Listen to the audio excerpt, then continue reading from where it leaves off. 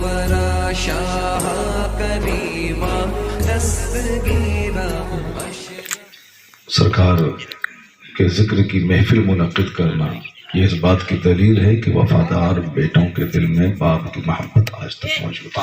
سبحان اللہ.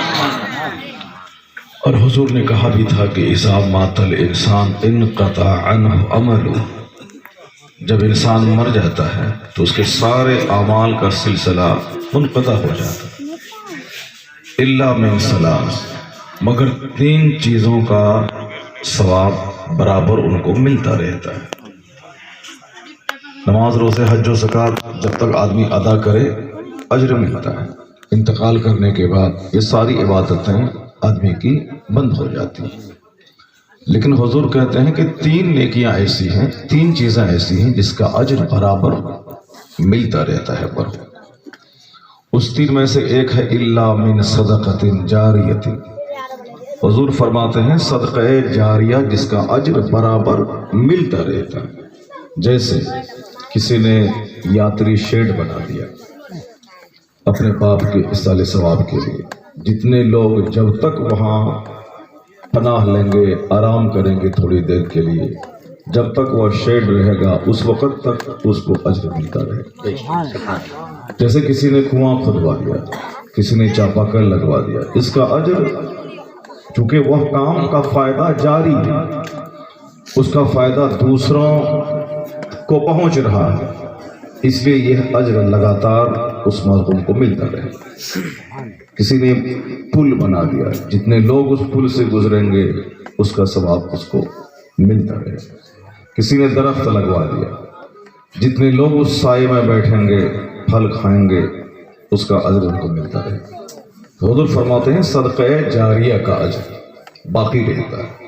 اور دوسرا آقا فرماتے ہیں او ولد صالح یدعو لہ، یعنی نیک اولاد کا ثواب برابر ان کے والدین کو ملتا رہتا ہے. اور حضور نے اس میں قید لگا دی کہ نیک اولاد اسے کہتے ہیں جو اپنے ماں باپ کے لیے برابر دعا کرتی رہے. یہ ایک ایسا درخت ہے جس کا چینل کبھی بند نہیں ہوتا، جو یہاں سے 1000 بیگھہ زمین چھوڑ کے مر گئے، اس کا تو کوئی اجر اس کو نہیں ملے گا کیونکہ زمین اس کے لیے کیا کرے گی. لیکن جو نیک صالح اولاد چھوڑ کے مارا ہے تو حضور فرماتے ہیں کہ نیک صالح اولاد اپنے والدین کے لیے دعا کرتی رہتی ہے اور جس کا اجر ان کو برابر ملتا رہتا ہے. زندگی میں اولاد کو ماں باپ کی دعا کی حاجت ہے، والدین کی دعا اولاد کے حق میں قبول ہوتی ہے، لیکن بعد وصال والدین کو اولاد کی دعا کی حاجت ہوتی ہے. حضور فرماتے ہیں کہ ولد صالح، نیک اولاد کی پہچان یہ ہے کہ وہ خانہ کعبہ کا طواف بھی کرے تو وہ اولاد دعا کرتی ہے اللہم اغفر لی ولوالدی، اے اللہ مجھے بخش دے، میرے ماں باپ کو بخش دے. گنبد خضرا کے حضور بھی نیک اولاد دعا کرتی ہے تو کیا کہتی ہے اللہم اغفر لی ولوالدی، اے اللہ مجھے بخش دے، میرے ماں باپ کو بخش دے. نماز پنجگانہ کے بعد بھی وہ اولاد دعا کرتی ہے اللہم اغفر لی ولوالدی، اے اللہ مجھے بخش دے، میرے ماں باپ کو بخش دے. یعنی جب تک وہ بچہ زندہ رہتا ہے اپنے لیے اور اپنے ماں باپ کے لیے، چونکہ ان کو معلوم ہے کہ وہ دعا قبول ہوتی ہے جس دعا میں ماں باپ کو شریک کیا جائے، تو اب اس کا لگاتار اجر اس مرحوم کو ملتا رہتا ہے جو اپنے نیک اور صالح اولاد چھوڑ کے مر جاتا ہے. آقا فرماتے ہیں تیسری چیز علمی ينتفع، یعنی وہ علم جس سے فائدہ اٹھایا جائے. جیسے کسی نے کوئی کتاب لکھ دی، لکھنے والا مر گیا، اب ہزاروں آدمی اس کتاب کو پڑھنے کے بعد اس سے علم کی پیاس بجھاتے ہوں، راہ راست پہ آتے ہوں، اللہ کا ڈر ان کے دل میں بیٹھتا ہو، حضور کی سچی محبت ان کے سینے میں آتی ہو. یعنی جتنے لوگ اس کتاب کو پڑھ کر نیک بنیں گے، پرفیکٹ مومن بنیں گے، تو ان کا اجر اس لکھنے والے کو برابر ملتا رہتا ہے. جیسے کسی نے کوئی خطاب کیا، اس خطاب کو ریکارڈ کر لیا گیا، اب جتنے لوگ اس تقریر کو سنیں گے، سننے کے بعد اپنے دل کے زنگ کو صاف کریں گے، नेक बनेंगे, जितनों को वो फायदा मुंतकिल होगा उसका अज्र उस खिताब करने वाले को मिलता रहेगा।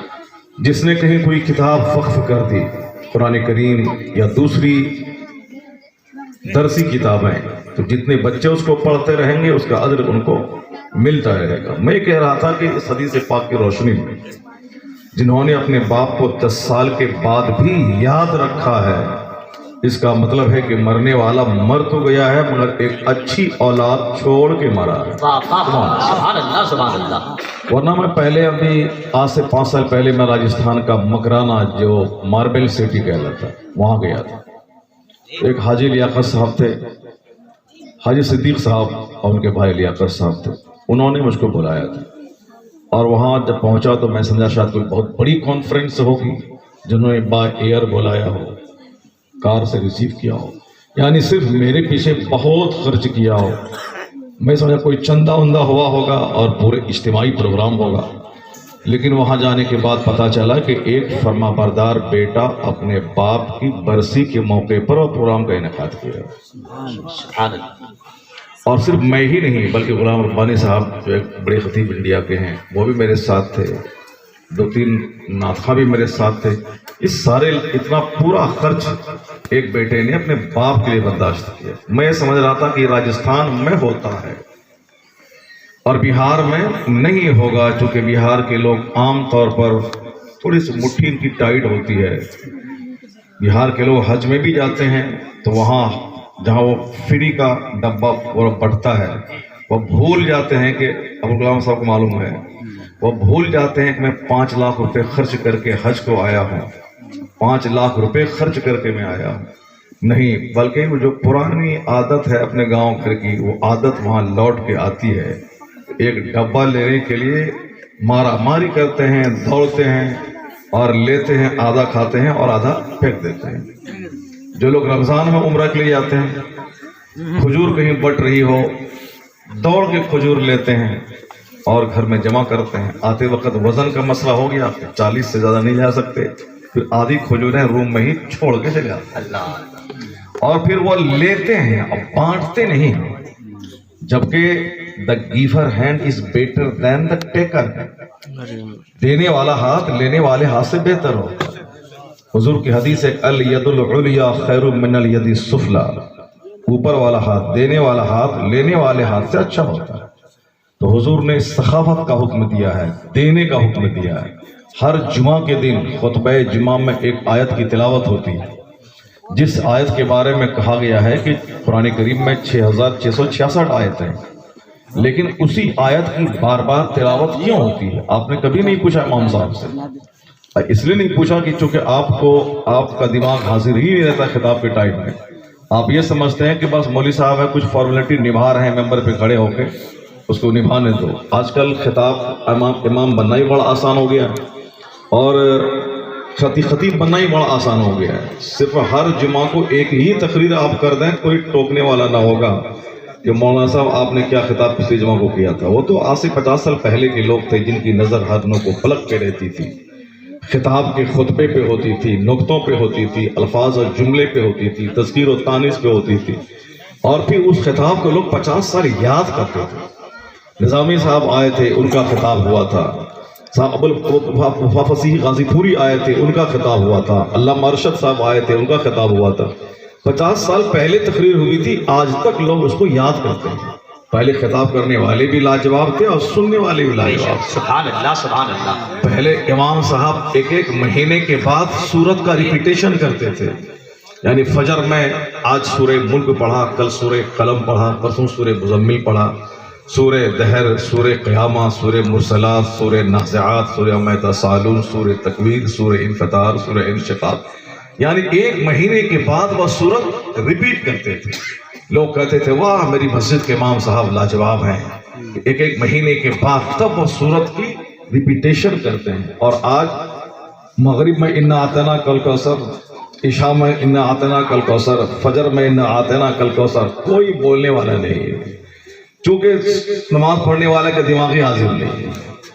वो पीछे खड़े हैं और उसका दिमाग खेत में चल रहा है। ऐसे बहुत सारे लोग यहाँ मौजूद हमारे सामने, लेकिन दिमाग में उनका टेंशन है, जल्दी महफिल खत्म हो मैं घर जाऊँ, جلدی سو جاؤں، فلاں کام ہے. اب جن کے دماغ میں ٹینشن ہوگا، وہ مسجد میں امام صاحب 4 پڑھائیں کہ 10 پڑھائیں، وہ کیا کرے گا؟ وہ سجدے سہو بھی نہیں کرے تو چلے گا.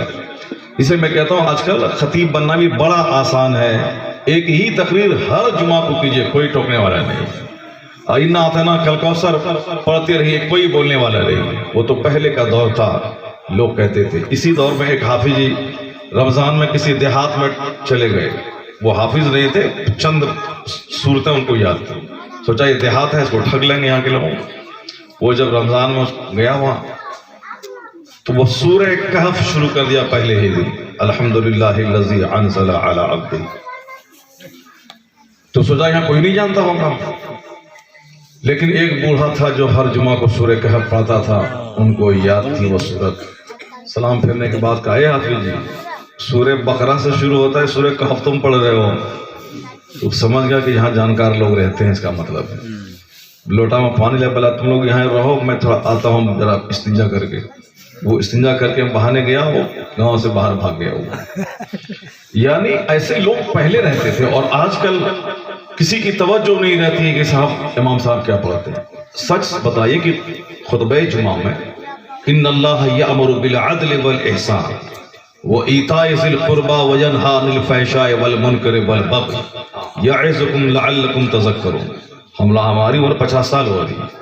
اب 45 سال سے تو مجھ کو یاد ہے کہ ہم ہر جمعہ کے دن پہلے تو یہ سنتے تھے کہ جہاں ان اللہ یأمر بالعدل شروع کیا تو بچپن میں ہم لوگ سب اٹھنے کی تیاری کرنے لگتے تھے اور کبھی کبھی اٹھ جاتے تھے پہلے. اب خطبہ ختم ہو رہا.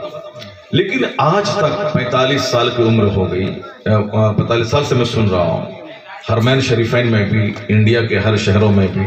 لیکن کسی نے یہ آج تک نہیں پوچھا کہ حضرت قرآن میں 114 صورتیں ہیں، 6666 آیتیں ہیں، لیکن صرف اسی آیت کی تلاوت ہر خطبہ جمعہ میں کیوں ہوتی ہے؟ کسی نے نہیں پوچھا. چونکہ وہ سمجھ لیا کہ اس کو پڑھنا ضروری ہے، اس لیے مولوی صاحب پڑھتے ہیں. اتنی سوچ سمجھ دنیات کے تعلق سے، جبکہ وہ آدمی سوال کرتا ہے کھیت کے بارے میں کہ کتنا یوریا ڈالنا ہے، کتنا کمپوسٹ ڈالنا ہے، کتنا ایکڑ زمین ہے، کتنا بیج ڈالنا ہے. یہ سب ان کو دوسروں سے بیوقوف آدمی پوچھتا ہے دوسروں سے.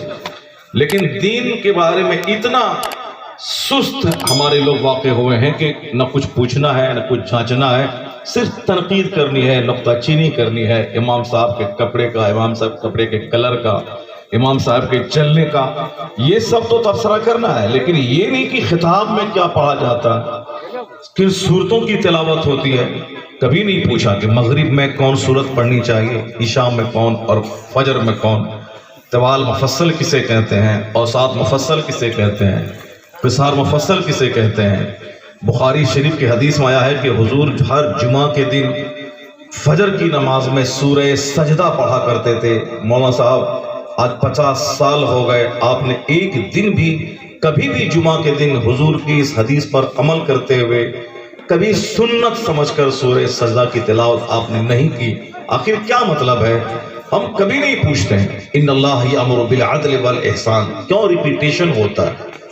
اب نہیں پوچھتے ہیں تو میں اپنی طرف سے آپ کو کہہ دیتا ہوں کہ اب اس آیت کریمہ کے بارے میں آیا ہے کہ قرآن میں کوئی دوسری صورت نہیں بھی ہوتی، کسی آیت کا نزول نہیں بھی ہوتا، صرف یہی ایک آیت نازل ہوتی. مفسر فرماتے ہیں کہ قرآن کے نازل ہونے کا جو مقصد تھا وہ سارا مقصد اسی ایک آیت سے پورا ہو گیا. یعنی ایک کمپلیٹ اور ایک جامع آیت ہے یہ آیت کریمہ. سورہ نحل 14 پاری کی صورت ہے، یہ آیت ہے.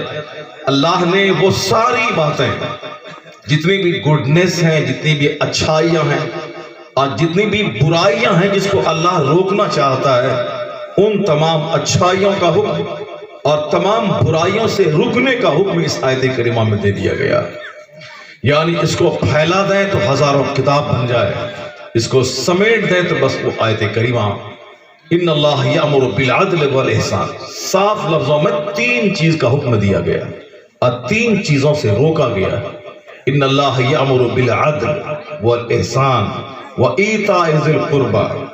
میری بات یہیں سے آ کے شروع ہوئی تھی کہ اس آیت کریمہ میں جن 3 بڑی باتوں کا آدیش دیا ہے، اللہ حکم دیتا ہے ان اللہ یأمر، اللہ حکم دیتا ہے تمہیں عدل کرنے کا، انصاف کرنے کا۔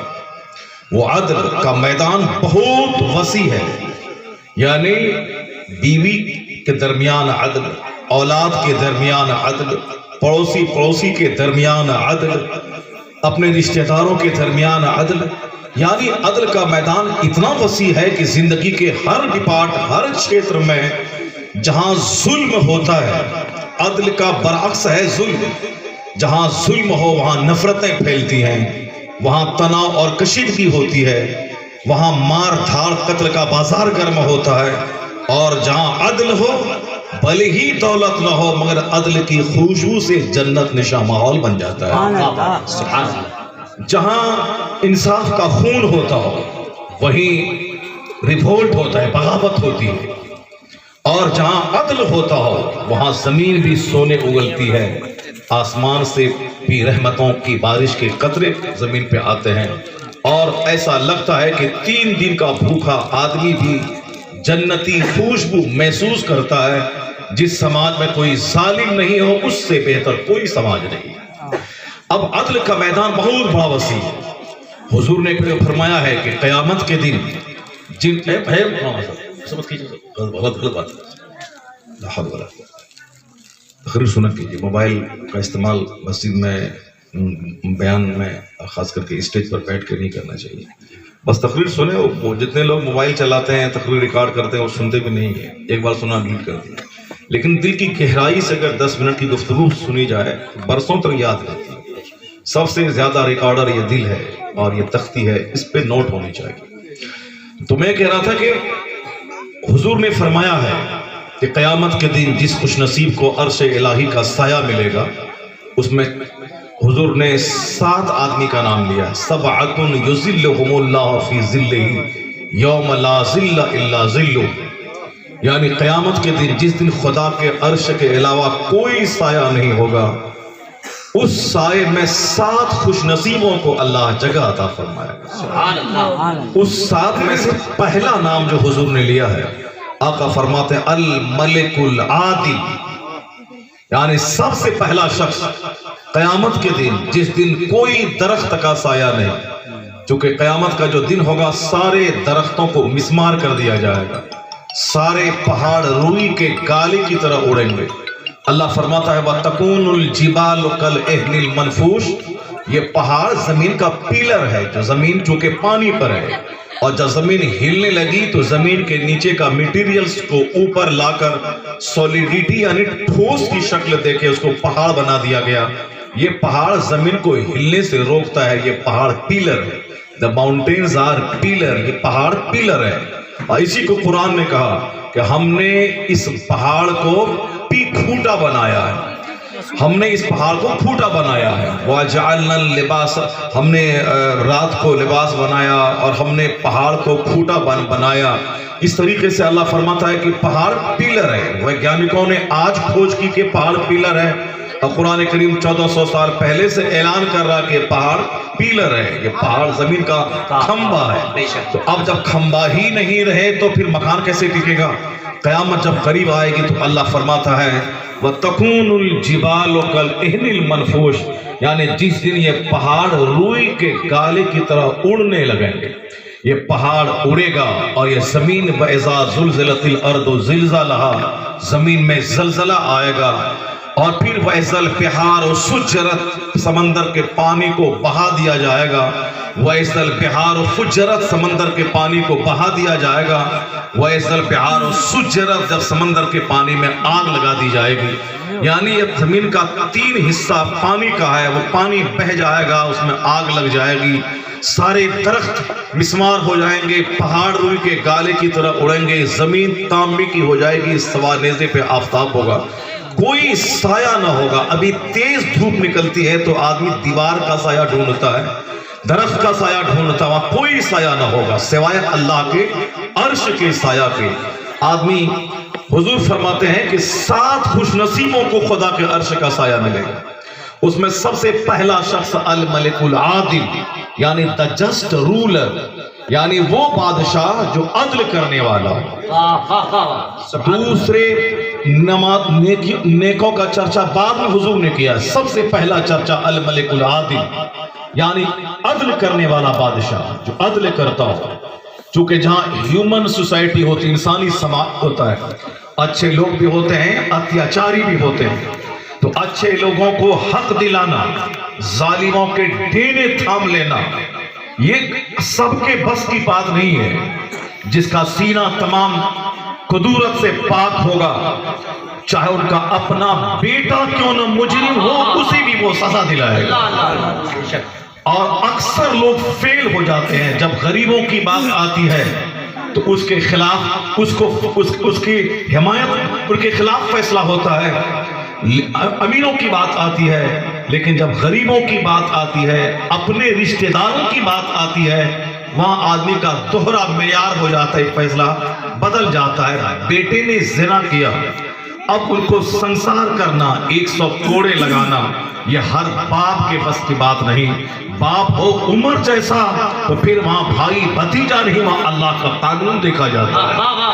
یعنی عادل بادشاہ اپنا اس کسوٹی پہ اترے, چاہے بیوی ہو, چاہے بچہ ہو, چاہے رشتہ دار ہو, سب پہ قانون کی تلوار چلے گی. چونکہ عدل کرنا بہت مشکل کام ہے, اور جو مشکل کام کرے گا اللہ قیامت کے دن اپنے عرش کا سایہ اس کو نصیب فرمائے گا. الملک العادل یعنی the just ruler, سب سے پہلا شخص جس کو اللہ عرش کا سایہ نصیب کرے گا وہ بادشاہ عادل ہے. نماز پڑھنا بند کمرے میں بہت آسان ہے, 1000 کا نماز پڑھنا آسان کام ہے, لیکن دودھ کا دودھ پانی کا پانی فیصلہ کرنا یہ بہت مشکل کام ہے.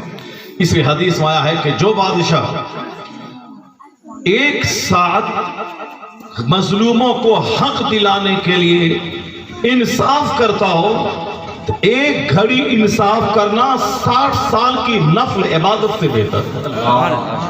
چونکہ اس کا تعلق عوام سے ہے, اس کا تعلق دوسروں کے بینیفٹ سے ہے. میں قرآن پڑھوں گا روزانہ ایک ختم قرآن, اس کا فائدہ مجھ تک پہنچے گا. میں ہر دن نفل روزہ رکھوں, اس کا بینیفٹ مجھ تک محدود ہے. لیکن عدل کرنے کا, انصاف کرنے کا, اس کا تعلق دوسروں سے ہے. سخاوت کرنے کا اس کا تعلق دوسروں سے ہے. مظلوموں کو حق دلانے کا اس کا تعلق دوسروں کے بینیفٹ سے ہے. اس میں جو فائدہ اپنے تک سیمت رہے اس کا اجر محدود ہوتا ہے, اور جن کا فائدہ دوسروں تک پہنچتا ہو اس کا اجر محدود ہوتا ہے. اس لیے اللہ کے عرش کے سائے میں اس کو جگہ ملے گی جو عدل کرنے والا بادشاہ. اسی جگہ ایک دوسری حدیث میں آیا ہے, ثلاثۃ لا یکلمہم اللہ یوم القیامہ ولا یزکیہم ولا ینظر الیہم ولہم عذاب علیم. مصطفیٰ فرماتے ہیں, مسلم شریف حدیث میں آیا ہے, 3 شخص ایسے ہیں جس سے اللہ قیامت کے دن بات نہیں کرے گا, اللہ ان کی طرف نگاہ رحمت سے نہیں دیکھے گا, اللہ ان کو گناہوں سے پاک نہیں کرے گا. وَلَهُمْ عَذَابٌ عَلِيمٌ, ان کے لیے دردناک عذاب ہے. ان 3 میں سے پہلا شخص جس کا نام حضور نے لیا ہے وہ ہے ملک القذاب, یعنی جھوٹ بولنے والا بادشاہ. یعنی جو بادشاہ جھوٹ بولتا ہو, ملک القذاب, اس بادشاہ کو اللہ قیامت کے دن گناہوں سے پاک نہیں کرے گا. اللہ تعالیٰ اس کی طرف نگاہ رحمت سے نہیں دیکھے گا. اس کے لیے دردناک عذاب ہے, چونکہ بادشاہ سے قوم کی امیدیں وابستہ ہوتی ہیں. ان کی ہر بات کو لوگ توجہ سے سنتا ہے, ان کو اپنے لیے اکسیر سمجھتا ہے. اور وہی جب جھوٹ بولنے لگے تو بادشاہ کے جھوٹ بولنے سے کروڑوں کو مایوسی حاصل ہوتی ہے, کروڑوں کا دل شکستہ ہوتا ہے, کروڑوں کی امیدوں پہ پانی پھر جاتا ہے. جو کروڑوں کے دل کو توڑے, جو کروڑوں کے مفاد پہ پانی پھیر دے, اس کو تو دردناک عذاب ملنا ہی چاہیے. اس لیے مصطفیٰ فرماتے ہیں ملک القذاب, جھوٹ بولنے والا بادشاہ, اللہ اسے جب گناہوں سے پاک کرے گا, نہ ان کی طرف نگاہ رحمت سے دیکھے گا. ان کے لیے دردناک عذاب ہے.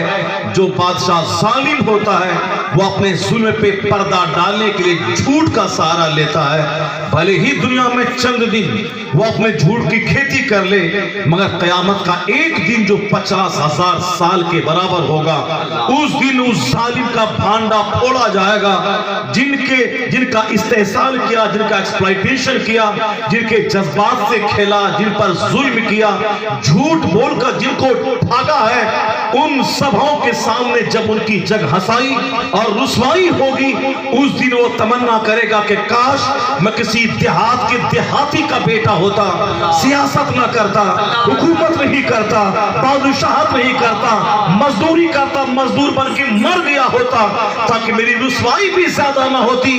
جتنے لوگ جن کو جانتے ہیں ان کی رسوائی بھی اتنی خطرناک ہوا کرتی ہے۔ ظالم، ان الظلم ظلمات یوم القیامہ، قیامت کے دن ظلم اندھیرا لاتا ہے۔ یہ دنیا 4 دن کی چاندنی، پھر اندھیری رات۔ یہ کب تک ظالم رہیں گے، کب تک ظلم کریں گے، کب تک جھوٹ بولیں گے؟ مسلمانوں کو دل برداشتہ ہونے کی کوئی ضرورت نہیں ہے، چونکہ دنیا کا 100 سال اللہ کے سامنے 1 سیکنڈ ہے، اور 100 سال کوئی بادشاہ بن کے اگر رہ بھی جائے تو بھی 1 سیکنڈ ہے۔ اس لیے ان کی سلطنت، ان کی حکومت، ان کی جاہ و حشمت، وقتی اقتدار کو دیکھ کر نروس نہیں ہونا چاہیے۔ چوک چوراہے پہ یہ نہیں بولنا چاہیے کہ اللہ کہاں ہے، اللہ کیوں نہیں اس کی خبر لے رہا ہے۔ 10 سال میں گھبرا گئے، اگر اللہ سب کی خبر لے فوری دنیا میں، تو جو بولتا ہے چوک چوراہے پہ کہ اللہ کہاں ہے اور اس ظالم کی خبر نہیں لے رہا ہے، تو پھر وہ بھی بچ نہیں پائے گا وہ جو ایسا بول رہا ہے۔ چونکہ اللہ اگر بندوں کی خبر لے اور فوری سزا دے، تو حدیث پاک میں آیا ہے کہ ایک وقت کی نماز چھوڑنا اتنا بڑا ظلم، اتنا بڑا گناہ کبیرہ ہے کہ حضور فرماتے ہیں من فاتتہ العصر کانما فطر اہلہ و مالہ۔ بخاری شریف کی حدیث میں ہے کہ جس نے عصر کی نماز چھوڑ دی، گویا ان کا مال، ان کا اہل و عیال سارا کنبہ تباہ و برباد ہو گیا۔ ایک وقت کی نماز چھوڑنا حرام اور گناہ کبیرہ، جیسے زنا کرنا حرام، شراب پینا حرام، سود کھانا حرام، اس سے بھی بڑا گناہ ہے نماز پنجگانہ چھوڑنا۔ چونکہ کوئی 10 سال شراب پیا، توبہ کر لیا، اللہ چاہے گا اس کی توبہ قبول کر کے اس کو معاف کر دے گا، لیکن جس نے اس پر نماز فرض ہوئی 15 سال میں، وہ نماز شروع کرے گا 25 سال میں، تو بھلے ہی 50 عمرہ کر لے، 50 حج کر لے، لیکن یہ 10 سال کی نماز اس کے ذمے سے ساقط نہیں ہوگی۔ 50 عمرہ کرنے کے بعد بھی اسے 10 سال کی قضا نماز ادا کرنی ہی پڑے گی۔ یہ نماز کوئی حج، کوئی عمرہ اس نماز کو ساقط نہیں کروا پائے گا۔ اس نقطۂ نظر سے نماز چھوڑنا شراب پینے سے بھی بڑا گناہ ہے۔ یہ بتائے کہ جو چوراہے پہ بیٹھ کے بولتا ہے اللہ کہاں ہے، خبر نہیں لیتا ان ظالموں کی، اگر اللہ گرفت کرے تو وہ ظالم کہاں بچے گا جو فجر کی نماز چھوڑا ہے، جو ظہر کی نماز چھوڑا ہے، جو عصر کی نماز چھوڑا ہے، جو 25 سال سے چھوڑتے ہوئے آ رہا ہے۔ نماز فرض ہوئی 15 سال میں اور آج 50 سال کی عمر ہو رہی ہے، آج تک نمازی بن نہیں پایا۔ ہفتے میں ایک دن جمعہ میں جا کے چونچ مار کے چلا آیا، کبھی کوئی مہمان آیا، کبھی کہیں پھنس گیا تو 2 چونچ مار لیا۔ اسی چونچ مارنے کا نام نماز ہے کیا؟ نماز فرض ہوتی، حضور فرماتے ہیں مرو اولادکم بالصلاۃ وہم ابناء 7 سنین، جب بچے کی عمر 7 سال ہو نماز کا آدیش دے، وَاضْرِبُوهُمْ عَلَيْهَا وَهُمْ أَبْنَاءُ 10 سنین، اس کو مار کے نمازی بنا جب بچے کی عمر 10 سال ہو جائے۔ وَفَرِّقُوا بَيْنَهُمْ فِي الْمَضَاجِعِ، 10 سال کی عمر کا بچہ جب نمازی ہو اس کا بستر الگ کر دے۔ آج دنیا میں بستر الگ نہ کرنے کی وجہ سے جو گرلز ہاسٹل میں، جو بوائز ہاسٹل میں جتنی بد اخلاقیاں پیدا ہوئی ایک بستر پر سونے کی وجہ سے، نہ جانے اقلام بازی، نہ جانے ہینڈ پریکٹس، نہ جانے مشت زنی، نہ جانے عورتوں کا عورتوں کے ساتھ ہم جنس پرستی کرنا، یہ ساری برائیاں ایک بستر پہ سونے کی وجہ سے، خاص کر کے ہاسٹل سے برائیاں پیدا ہوئی ہیں۔ حضور نے 1400 سال پہلے کہا تھا کہ بچہ کو 10 سال عمر جب پہنچے تو مار کے نمازی بنا، اور جب نمازی ہو جائے وَفَرِّقُوا بَيْنَهُمْ فِي الْمَضَاجِعِ، یعنی ان کی خوابگاہوں میں ان کے بستر کو الگ کر دے۔ اگر اس حکیم، اس معلم کائنات کی اس حکمت پہ عمل کیا گیا ہوتا تو 11 سال کا کوئی بچہ، کوئی بچی بے نمازی نظر نہیں آتی۔ اور پھر اگر حضور کی اس حکمت پہ عمل ہوتا تو دنیا میں اقلام بازی، مشت زنی، بے شمار بد اخلاقیوں کا خاتمہ ہو جاتا۔ وہ دیکھنے کو نہیں ملتا۔ نعرہ تکبیر، اسلام کے ایک قانون، ایک ضابطے میں جیون دان ہے۔ یہ اور بات ہے کہ آج اس پہ توجہ نہیں دیتا۔ میری بات وہاں چلی ہے کہ اللہ کہاں ہے جو ان کا دینا نہیں تھامتا، اور اتنا 6 سال ہو گئے اور 10 سال ہو گئے، دوبارہ جیت گیا، ان کا دینا اللہ نہیں تھامتا۔ کہاں ہے اللہ؟ اور اسی میں بدبخت، بد نصیب، شقی جو انتہائی درجے کا گھٹیا ہوتا ہے وہ کفر بھی پک جاتا ہے اور بولتا ہے کہ پتہ نہیں اللہ ہے کہ نہیں ہے۔ معاذ اللہ، اگر اللہ پہ کوئی انکار، ڈاؤٹ کرے، شک کرے کہ اللہ ہے کہ نہیں، اسلام حق ہے کہ نہیں، مرنے کے بعد سوال جواب ہوتا ہے کہ نہیں، یعنی اگر شک ہوا، اس پر شک یقین میں بدل گیا تو کافر ہو گیا ہوا۔ اور کافر جہاں ہوا، اگر وہ بیوی والا ہے تو بیوی نکاح سے نکل گئی، یعنی اب وہ اس کا نکاح ٹوٹ گیا۔ اب جب بیوی کے پاس جائے گا وہ زناکاری ہوگی۔ اس لیے آدمی کو ہمیشہ سوچ سمجھ کر بولنا چاہیے۔ اگر کوئی انکار بھی کر جائے کہ اللہ نہیں ہے تو اس بھیڑیے کے انکار کرنے سے اللہ کی ذات پہ کیا فرق پڑنے والا ہے؟ اللہ تبارک و تعالیٰ تو اس اختیارات کے مالک اور اس جامع صفات ہستی کا نام ہے، اللہ کمالات، اس اختیارات کے مالک کا نام ہے اللہ رب العزت کی ذات گرامی، کہ 10 سال 20 سال چھوڑ دیتا ہے، اور جب بندوں کو پکڑتا ہے تو 2 مہینے کا لاک ڈاؤن پردھان منتری سے لے کے چپراسی تک سب کی اوقات یاد دلا دیتا ہے، اور ایئرپورٹ کو ویران کر کے، ٹرین اسٹیشن کو ویران کر کے، شہروں کو اجاڑ کر کے، سارے لوگوں کو ان کے گھر میں قیدی بنا کر اللہ رب العزت بندوں کی اوقات یاد دلاتا ہے۔ یہ مت رینگنا، ہوا میں اڑنا، یہ مت بولنا کہ ہم جو چاہیں گے سو کر لیں گے، میرے پاس 1 منٹ کا ٹائم نہیں ہے مسجد جانے کا، تقریر سننے کا، جلسہ کرنے کا، لوگوں کی بات سننے کا۔ یہاں 3 6 مہینے لوگ اپنے گھر میں قیدی بن گئے۔ اللہ نے بندوں کو اوقات یاد دلا دی کہ چھوٹ دینے کا یہ مطلب نہیں کہ اللہ نہیں ہے۔ اگر اللہ نے چھوٹ دیا، تم نے شراب خانے آباد کیے، تم نے نائٹ کلب آباد کیا، سمندر کے کنارے کو تم نے آباد کیا، جو اللہ تمہیں مہلت دینا جانتا ہے وہ اللہ ایک چھوٹی سی بیماری، نزلہ، زکام، بخار کو کورونا بنا کر تمہارے لیے باعث وبال بنانا بھی جانتا ہے، زندگی کا مزہ کرکرا کرنا جانتا ہے، ساری دنیا کے پاؤں میں بیڑیاں ڈال کر اسے گھر میں قیدی بنانا بھی جانتا ہے، تاکہ دنیا جان لے کہ 10 مہینے گزر گئے، نہ امریکہ کے ویگیانک کے پاس اس کی کوئی دوا ہے، نہ چائنا کے ویگیانک کے پاس دوا ہے۔ مارکیٹ میں ویکسین، میڈیسن کی بات ہو رہی ہے، مگر اس کے بھی سائیڈ ایفیکٹ موجود ہے، کوئی بولتا ٹھیک ہے، کوئی بولتا نہیں ہے، اور پھر اس کا تجربہ ہوگا، بعد میں پتا چلے گا۔ 10 مہینے گزر گئے، دوائی نہیں آئی۔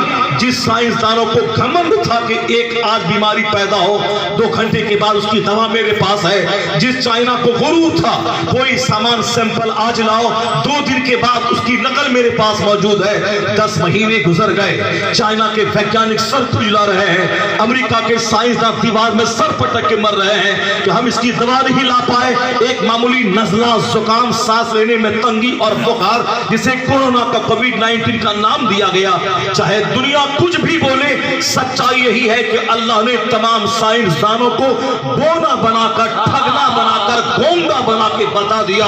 یہ مت کہنا کہ میں جو چاہوں گا سب ہو جائے گا، تیرے چاہنے سے سب کچھ نہیں ہوتا ہے، وہی ہوتا ہے جو منظور ہے۔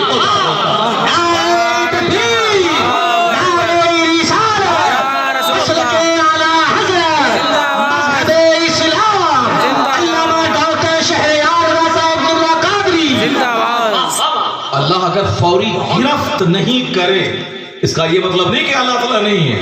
اللہ کے نزدیک 100 سال 1 سیکنڈ ہے۔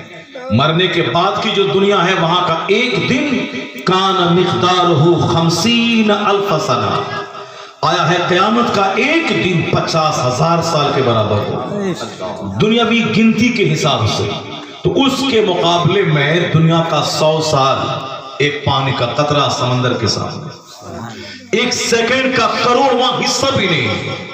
اور 100 سال میں بچپن، جوانی، بڑھاپا تینوں پیریڈ ہے۔ 15 سال کے بچپن آوارگی میں گزر گئے، 25 سال کی جوانی ہاپا تھاپی، پڑھنے، نوکری تلاش کرنے، پھر نوکری ملنے کے بعد آفس جانے، شادی کرنے، بچہ پیدا کرنے، بچہ کو پڑھانے، ان کو شادی دلانے، کیس مقدمہ کے لیے کچہری دوڑنے میں داڑھی کے بال سفید ہو گئی 50 سال عمر۔ اس کے بعد پھر آنکھ بنانے، دانت بنانے، جوڑ کا درد علاج کرانے، لیور کا علاج کرانے میں ڈاکٹر کے پاس دوڑنے میں ختم ہو گئے 70 سال۔ چلیے اب نریٹھی دابا ملک الموت نے، چلو اب اپنے انجام کو پہنچ جاؤ۔ 100 سال کا کوئی آدمی اگر زندہ ہے بھی تو وہ بوجھ ہے سماج کے لیے۔ 100 سال کے اندر بچپن بھی، جوانی بھی، بڑھاپا بھی، لیکن قیامت کا ایک دن 50,000 سال کے برابر۔ اس کے مقابلے میں دنیا کا 100 سال، اس کی کوئی حیثیت ہے کیا؟ اب اسی 100 سال میں لوگ دھوکہ کھا گئے۔ 100 سال تو کوئی ہندوستان کا حاکم بن بھی نہیں پائے گا، اگر بن بھی گیا تو 100 سال ایک سیکنڈ ہے، تو ایک سیکنڈ کی حیثیت کیا ہے قیامت کے سامنے؟ تو پھر تم گھبرا کیوں گئے کہ اللہ ہے کہ نہیں؟ 6 سال میں کیوں گھبرا گئے؟ 10 سال میں کیوں گھبرا گئے؟ 25 سال میں کیوں گھبرا گئے؟ رہ جائیں مودی جی 50 سال ہندوستان کے حاکم، اس کی حیثیت کیا ہے؟ یہ 50 سال ایک سیکنڈ ہے اللہ کے سامنے، اور اس کی کوئی حیثیت نہیں ہے اللہ کے سامنے۔ تو اللہ تعالیٰ کے سامنے اس دنیا کی کیا حیثیت ہے؟ ذرا غور سے سنیے۔ اللہ فرماتا ہے فَلَوْلَا أَن يَكُونَ النَّاسُ أُمَّةً وَاحِدَةً لَا جَعَلْنَا لِمَن يَكْفُرُ بِالرَّحْمَنِ لِبُيُوتِهِمْ سُقُفًا مِّن فِضَّةٍ وَمَعَارِجَ عَلَيْهَا يَظْهَرُونَ وَلِبُيُوتِهِمْ أَبْوَابًا وَسُرُرًا عَلَيْهَا يَتَّكِئُونَ وَزُخْرُفًا۔ اللہ فرماتا ہے اگر سارے لوگوں کے کافر ہونے کا چانس نہیں ہوتا، ذرا غور سے سنیے گا، دولتیں مارواڑی کی، سندھی کی، گجراتی کی کافروں پہ دیکھا، ہمارا ذلیل قسم کا خسیس اور کمینہ صفت بیٹا جو اسلام نہیں سیکھا، جو مولوی کو دھان کلیکشن کرنے والا فقیر سمجھ بیٹھا، جو مدرسے کو یتیم خانہ اناتھالیہ سمجھ کے وہاں پڑھنے والے پڑھانے والوں کو حقیر سماج کا کمزور طبقہ سمجھ لیا، جس نے قرآن پاک کی تعلیم کو خاطر میں نہیں لایا، وہ مولوی صاحب کو ٹیوشن پڑھا کے قرآن پڑھ لیں گے، ڈاکٹر انجینئر بن گیا، کروڑوں روپے کما رہا ہے، قرآن پڑھنا نہیں آتا ہے، سورہ فاتحہ زندگی بھر نہیں پڑھ سکا، ڈاکٹر بنا، انجینئر بنا، ودھائک بنا، ایم ایل اے بنا، سانسد بنا، منتری بنا، سب بنا، سبحان ربی الاعلیٰ پڑھنا نہیں آیا، ویسی ودھائکی، ویسا سانسد بننا، ویسا منتری بننا، ویسا 50 کھرب روپے کمانا کس کام کا جس کو سبحان ربی الاعلیٰ پڑھنا نہیں آیا؟ تو کیا مطلب؟ یہ 2 دن کی سلطنت، 4 دن کی چاندنی، وہ اس کی حیثیت کیا ہے؟ شیلا دیکشت وہ سی ایم تھی دلی کی، مگر آج کہاں ہے؟ کوئی جانتا بھی نہیں کہ وہ قبر میں کس خیمے میں ہے۔ رام ولاس پاسوان منتری تھے، کرسی کے لیے انہوں نے جمہوریت کا خون کیا، پہلے جب وہ بولتا تھا تو لوگ کہتے تھے رام ولاس پاسوان جی بول رہے ہیں، ایک ڈیموکریٹک لیڈر بول رہا ہے جو سمجھوتا نہیں کرتا، مگر کرسی کے چلتے انہوں نے جمہوریت کا خون کر کے ایک سمپردائک پارٹی کے ساتھ انہوں نے اعلان کیا، صرف اس لیے تاکہ منترالے رہے۔ ابھی پوچھے ان کو منترالے کہاں گیا، وزارت کہاں گئی؟ لوگ تھوکتے ہیں اصول، کرسی کی خاطر اصول کا خون کرنے والا۔ ہاں اگر اصول کا خون کیا تھا تو سب دن منتری بنا رہتا، لیکن ابھی کہاں گیا وہ؟ اگر وہ کرسی پہ تھوک دیتا اور اپنے اصول پہ قائم رہتا تو مرنے کے بعد بھی لوگ کہتے کہ مرد آہن تھا وہ، لوگ کہتے کہ وہ اصول کا آدمی تھا، اصول کا آدمی تھا، سدھانت وادی تھا، وہ سلطنت کو ٹھکرا دی مگر اصول کا خون نہیں کیا۔ لوگ اس کو یاد رکھتے ہیں۔ کہاں گئے ارون جیٹلی؟ کہاں گئے شیلا دیکشت؟ کہاں گئی رام ولاس پاسوان؟ کہاں گئے بڑے بڑے دوسرے منتری؟ کہاں گئے؟ بہت چیختی تھی، چلاتی تھی صاحب، وہ اما بھارتی کی ایک سہیلی تھی، وہ کہاں چلی گئی؟ وہ سب لوگ کہاں چلے گئے؟ کسی کو رہنا نہیں ہے۔ جو صبر کر کے 2-4 دن اپنا ایمان بچا کے چلا جائے، نہ بنے پارشد، نہ بنے سمیتی، نہ بنے سرپنچ، نہ بنے مکھیا، ایمان بچ کے چلا گیا، اس سے بڑا धनवान कोई नहीं, उससे बड़ा जमींदार, उससे बड़ा धनवान, उससे बड़ा मालदार कोई नहीं। जो 1000 बीघा जमीन का जोतने वाला था, उनकी हड्डी सड़ गई कब्र में, उसकी कब्र पे जानवर चल रहा है। लेकिन वह फकीर दुर्वेश जिसने अपना ईमान बचाया, अमल बचाया, वह जब दुनिया से गया तो उनकी कब्र पे जानवर नहीं चढ़ता है, उनकी कब्र पे फूल चढ़ाया जाता है। कौन नहीं जानता कि हिंदुस्तान की आजादी से लेकर अब तक जवाहरलाल नेहरू, गुलजारी लाल नंदा, मोरारजी देसाई, इंदिरा गांधी, राजीव गांधी, नरसिम्हा राव, राजीव गांधी के बाद से लेकर अब तक जितने भी पीएम आए वो सब के सब कहां गए कोई नहीं जानता।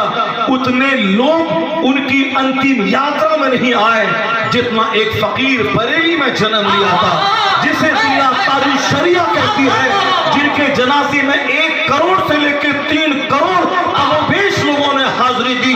हिंदुस्तानी दुनिया की तारीख में इतने लोगों का एक आदमी के आखिरी सफर में जाना आना, दुनिया के कई 100 ममालिक से लोगों का आ जाना।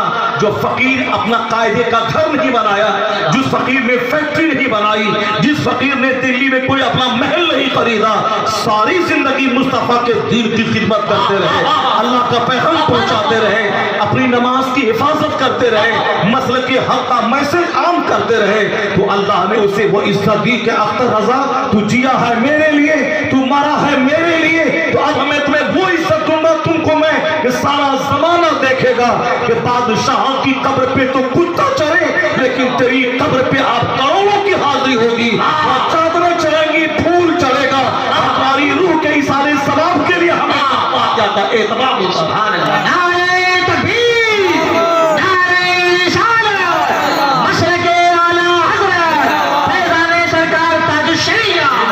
A man who dedicates his life for the sake of Allah, जो अपना जीवन अल्लाह के लिए समर्पित कर देता है, डेडिकेट कर देता है, Allah gives him name, Allah gives him fame, Allah gives him popularity, Allah gives him eternal happiness, Allah उसे शोहरत, मकबूलियत, इज्जत, दायमी खुशी अता फरमाता है। दुनिया की लज्जतों में कुछ नहीं रखा है। आप घबराएं मत कि 6 साल, 8 साल, 100 साल की जब कोई हैसियत नहीं है अल्लाह के सामने, ये 2, 4, 10 साल में आप घबरा क्यों गए? आप क्यों बोलने लगे कि अल्लाह कहाँ है, इंसान वो जालिम का हाथ क्यों नहीं पकड़ता है? सुनिए गौर से, अल्लाह फरमाता है वलौला अयकुना नासु उम्मतन वाहिदा। सूरह ज़ुखरुफ के माने होते हैं डेकोरेशंस, आराइश, सजावट।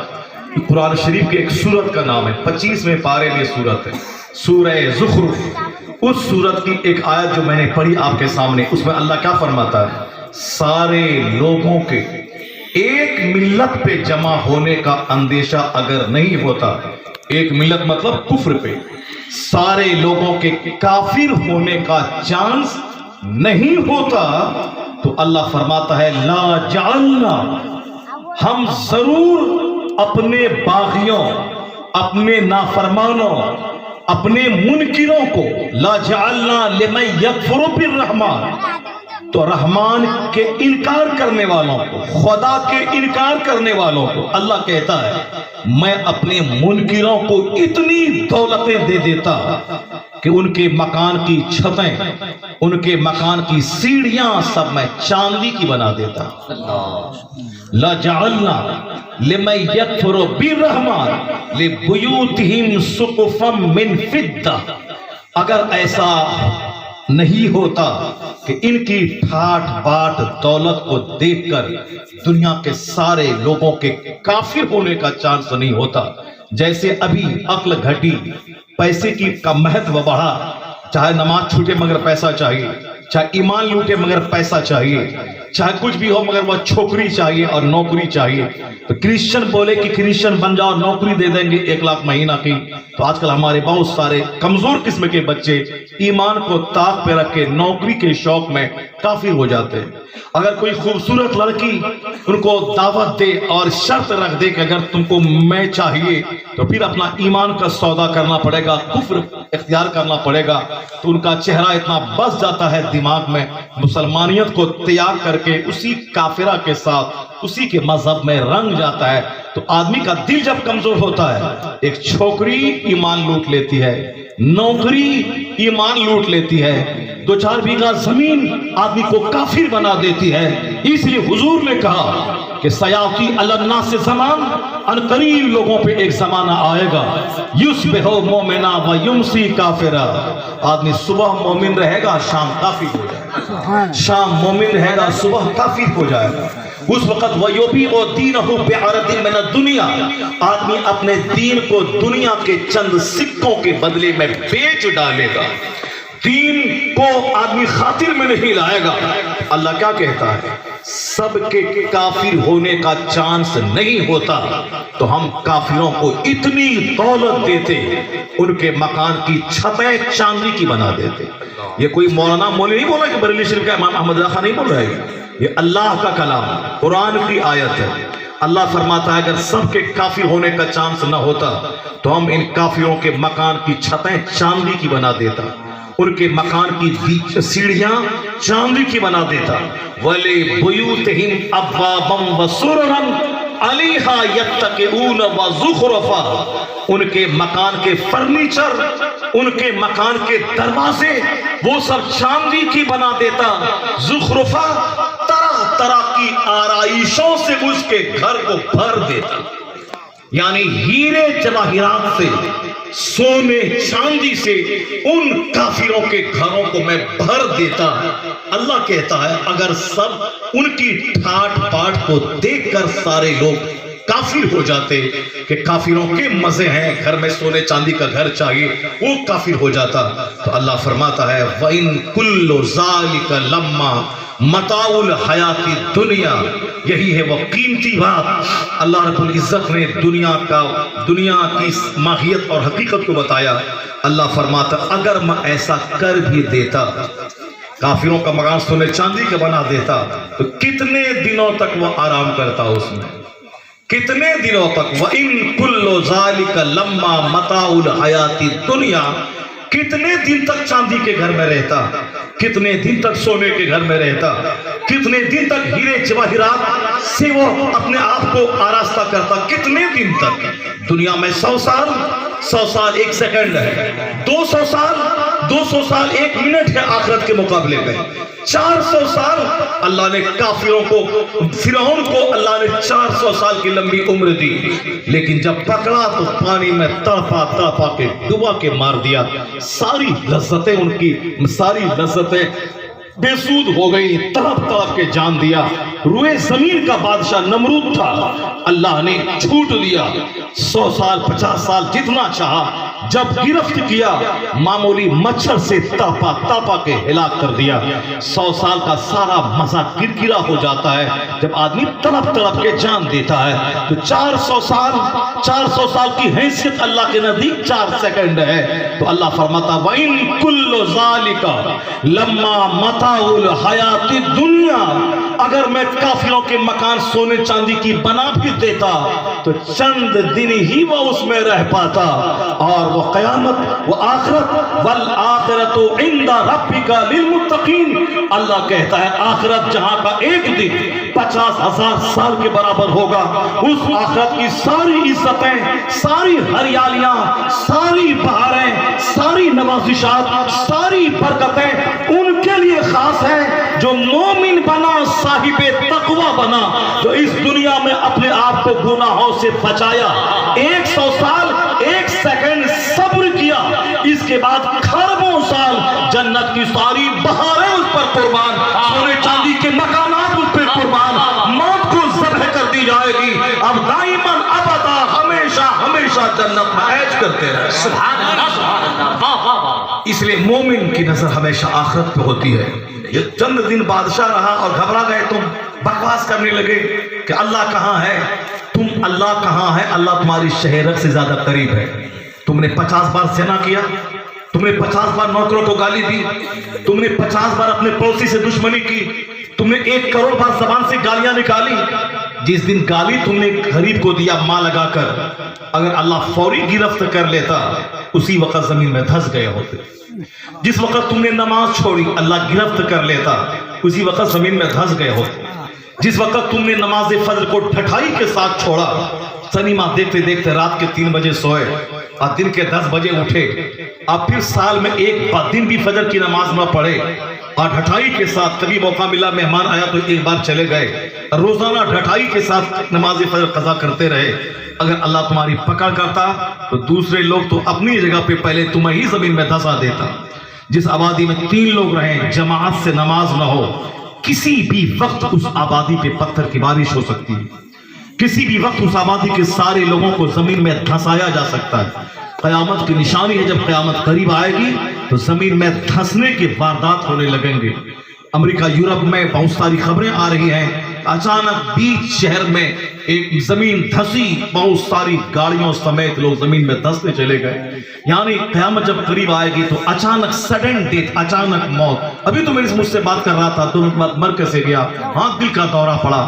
اچانک موت قیامت کی علامت ہے۔ فالج کا کثرت سے حملہ ہونا یہ قیامت کی علامت ہے۔ زمین کا دھس جانا یہ قیامت کی علامت ہے۔ اور پھر لوگوں کا اپنے گھر سے باہر اچانک مرنا قیامت کی علامت ہے۔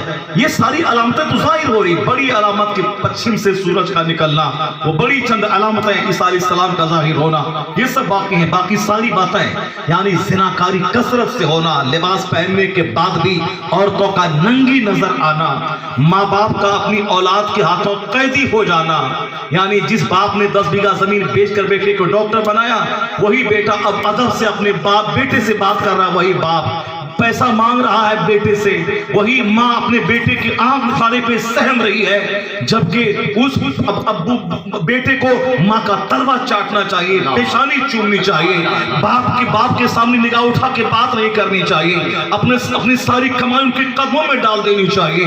اب 2 پیسے کے لیے وہ ماں باپ بچوں پہ رحم و کرم پہ زندہ رہ رہے ہیں۔ یعنی قیامت کی علامت یہ ہے کہ ماں باپ بچوں کے ہاتھوں قیدی ہو جائیں، بے سہارا ہو جائیں۔ لڑکا کو پڑھایا، بمبئی بھیجا، پڑھا لکھا، وہی چھوکری سے پیار کیا، چھوکری نے شرط رکھ دی ماں باپ چھوڑ دے، یہی رہنا پڑے گا۔ بولا ٹھیک ہے ماں باپ کو میں چھوڑ دوں گا، میں یہی رہوں گا۔ وہ وہی رہا، اب دونوں مل کے کمانے لگا، اب وہ دونوں مل کے اپنے بچے کو امریکہ بھیجا۔ یہ دیہاتی تو بمبئی بھیجا تھا پڑھنے کے لیے، بنگلور، اب وہ دونوں چھیل چھبیلا شادی کر کے وہاں رہے، اب ان کا بچہ امریکہ پڑھے گا۔ اب جب یہ دونوں ماں باپ کو چھوڑ کے وہاں رہا تو اب ان کا بیٹا امریکہ پڑھنے گیا، وہی گوری سے پیار کیا، وہی رہ گیا۔ اعمل ما شئت کما تدین تدان، جہنم تو وہاں ملے گا، اس دنیا میں جو جیسا کرے گا ویسا حشر اس دنیا میں دیکھے گا، تب وہ مرے گا۔ خاص کر کے ماں باپ کے نافرمان کو اللہ جب تک سزا نہیں دیتا اس وقت تک اسے موت نہیں دیتا ہے۔ میں نے اپنی آنکھوں کے سامنے آج سے 30 سال پہلے میں نے ایک بڈھا کو دیکھا، اس کا بیٹا جیسے مرے ہوئے کتے کو گھسیٹ کر لے جا رہا ہو، اس سارے لوگ چاروں طرف سے بھیڑ لگا کے اس تماشا کو دیکھ رہے ہیں۔ میں اپنے دروازے پر تھا، میرے والد صاحب میرے سامنے موجود تھے، سارے لوگ بھیڑ لگا کر اس حالت کو دیکھ رہے تھے۔ ایک بیٹا باپ کو بالکل گھسیٹ رہا جیسے کوئی مرا ہوا کتا ہو، گڈھا میں پھینکنے جا رہا ہے۔ میرے والد نے مجھ سے کہا تھا کہ شہریار، میں نے اپنی آنکھوں سے دیکھا تھا کہ جو ابھی گھسیٹا جا رہا ہے یہ بھی اپنے باپ کو اسی طرح گھسیٹ رہا ہے۔ اعمل ما شئت کما تدین تدان، do what do you want، جو تم چاہتے ہو کرو، البتہ ضرور یاد رکھنا سیعلم الذین ظلموا ای منقلب ینقلبون، ان قریب ظالموں کو پتہ چل جائے گا وہ کس کروٹ پلٹا کھاتے ہیں۔ ولا تحسبن اللہ غافلا عما یعمل الظالمون، اللہ کو بے خبر مت سمجھ، اللہ کو ساری خبریں ہیں۔ اللہ کے نزدیک 100 سال کی چھوٹ 1 سیکنڈ کی چھوٹ ہے، اور اللہ جب پکڑتا ہے قطع دابر القوم الذین ظلموا، ظالموں کی بنیاد کاٹ دیتا ہے۔ کہاں گیا نمرود، کہاں گیا فرعون، کہاں گیا شداد، کہاں گیا حامان؟ ابو جہل کو بڑا گھمنڈ تھا کہ میں مصطفیٰ کو قتل کر دوں گا، یہ کیوں نبوت کا اعلان کر رہا ہے؟ اللہ نے چھوڑ دی اور اپنے محبوب کو عزتوں سے نوازا۔ ابو جہل کو میدان بدر میں 2 بچوں کے ہاتھوں تاپا کے مروا دیا۔ ابو جہل بری موت مرا، ابو لہب جو مصطفیٰ کو گالی دیتا تھا اس کے دونوں ہاتھ تباہ ہو گئے، پورا بدن سڑ گیا، ان کے بچوں نے رسی میں باندھ کر گڈھے میں پھینک دیا، دور سے ہی پتھر ڈال کر اس کی کوڑ زدہ جسم کو پتھروں سے ڈھانپ دیا، ان سارے ذلیلوں کو رسوا کیا۔ کیا جو اللہ فرعون کو رسوا کیا وہ اللہ آج نہیں ہے کیا؟ جو اللہ ابو جہل کو رسوا کیا وہ اللہ آج نہیں ہے کیا؟ جو اللہ شداد و حمان کو رسوا کیا وہ اللہ آج نہیں کیا؟ اللہ وہی ہے، وہ حی ہے، وہ قیوم ہے، ہمیشہ سے ہے، ہمیشہ رہے گا۔ اللہ کے نزدیک 400 سال 1 سیکنڈ، تو جو اللہ کل کے فرعون کو نہیں چھوڑا ہے وہ اللہ آج کے فرعون کو بھی نہیں چھوڑے گا، آج کے نمرود کو بھی نہیں چھوڑے گا، آج کے حمان کو بھی نہیں چھوڑے گا۔ اس فرق اتنا ہے کہ اللہ رب العزت چھوٹ دیتا ہے لیکن جب پکڑتا ہے تو اس کی بنیاد کاٹ دیتا ہے، ان کا نام و نشان مٹا دیتا ہے۔